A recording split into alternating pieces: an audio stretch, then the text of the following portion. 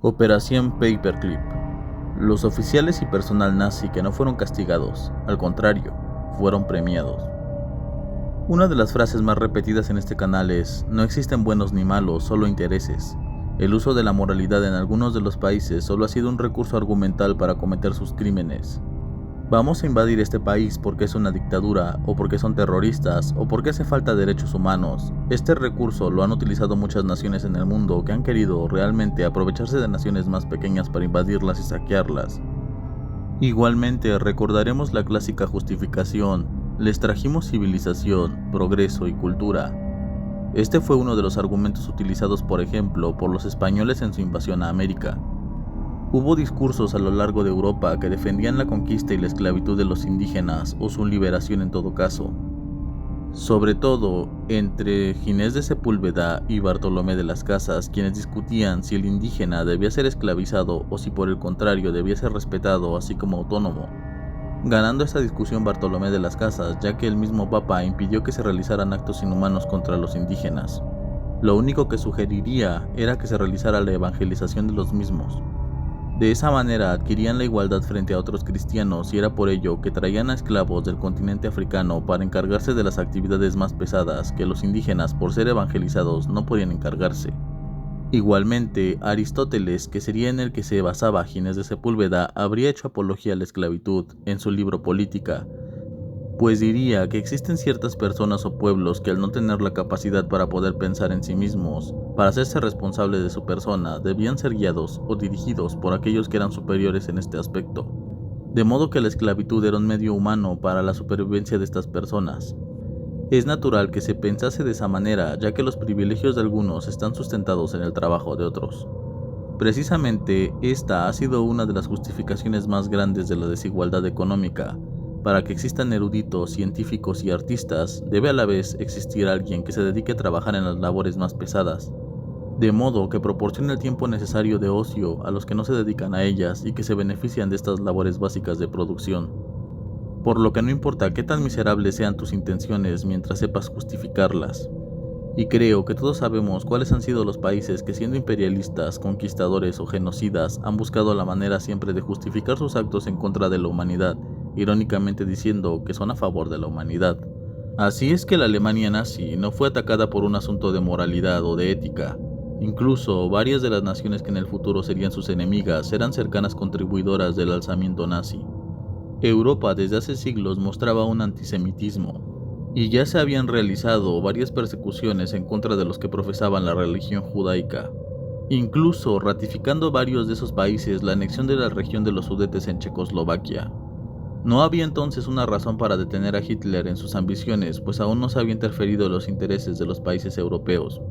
Incluso 2 años después de iniciada la Segunda Guerra Mundial, Estados Unidos no tenía intenciones de entrar en conflicto. De no ser por el ataque de Pearl Harbor, quizás no hubiese entrado en la Segunda Guerra Mundial. Posterior a la guerra, se perdonaron a varios miembros del ejército japonés, incluyendo al director del Escuadrón 731, con la condición de que entregara la información obtenida de las experimentaciones con los presos de guerra. El Escuadrón 731 es uno de los casos más conocidos de tortura y de crímenes en contra de la humanidad al experimentar con los presos de guerra de formas inhumanas. Así es que moralmente se debería de haber castigado a los culpables de este programa, pero fueron perdonados. Asimismo, como ocurrió en Japón, en Alemania durante los juicios de Nuremberg también se perdonó a varios miembros de la Gestapo, de la Wehrmacht, etc., por los mismos intereses de Occidente, sobre todo a aquellos que trabajaban en el desarrollo de armamento. Muchos de ellos, además, terminaron ocupando cargos importantes dentro de asociaciones de gran relevancia como la ONU o la OTAN. En este video veremos algunos de ellos. Número 1. Wernher von Braun. Fue miembro del partido nazi y de las SS, responsable de la creación de los cohetes V2. Durante el conflicto, Braun visitó varias veces las compañías Mittelwerk, donde la mano de obra esclava trabajaba en unas condiciones deplorables para construir las V2. Posteriormente, el científico diseñaría los cohetes que lanzaron el primer satélite de Estados Unidos al espacio y catapultaron al hombre a la luna con el programa Apolo. Por sus méritos estuvo a punto de recibir la medalla presidencial de la libertad hasta que alguien se opuso por su pasado nazi. Número 2. Arthur Rudolf y Walter Dornberger. Walter Dornberger fue condenado por usar condiciones esclavistas para producir las V2 como responsable del programa de cohetes. Tras 2 años de cárcel en Reino Unido, saldría para desarrollar misiles teledirigidos del otro lado del Atlántico.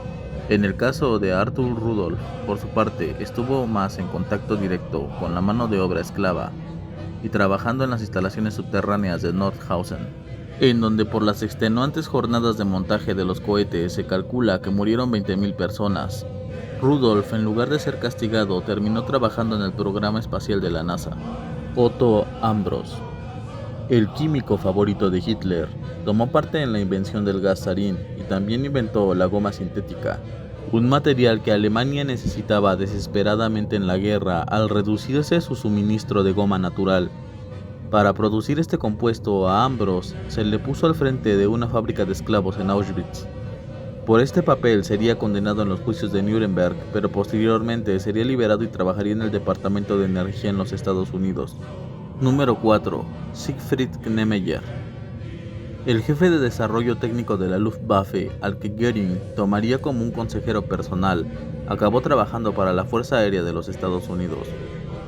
En su retiro fue condecorado con la Department of Defense Distinguished Civilian Service Award, es decir, el premio de los servicios civiles distinguidos del Departamento de Defensa.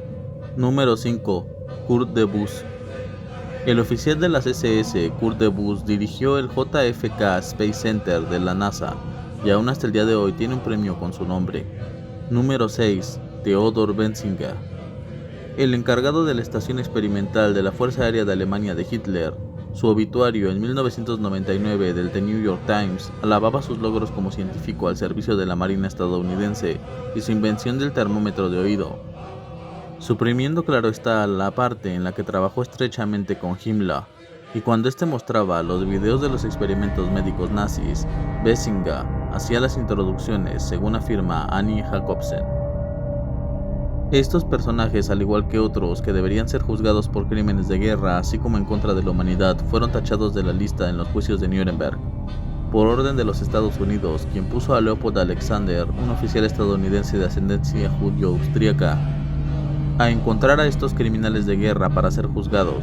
Sin embargo, muchos de ellos escaparon delante de sus narices por intercesión de la Operación Paperclip, como Theodor Benzinger, cuyo nombre figuraba en la lista de los que iban a ser juzgados.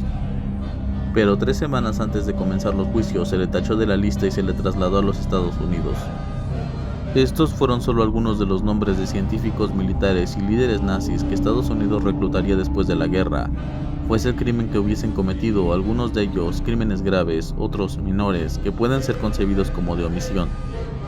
Pero esto es un ejemplo de que no existen verdaderamente buenos o malos, aun cuando la propaganda nos haga creer que fue una lucha entre el bien y el mal. La realidad es que la mayor parte de las guerras se luchan por intereses, no por moralidad. Si el video te gustó, por favor considera suscribirte a mi canal para que puedas ver más videos así. Deja tu like y comparte este video con tus amigos o conocidos. ¿Tú sabías de la Operación Paperclip? ¿Qué opinas al respecto? Abajo en los comentarios podrás expresarte con todo respeto. Te ha hablado Sansusi. Hasta pronto.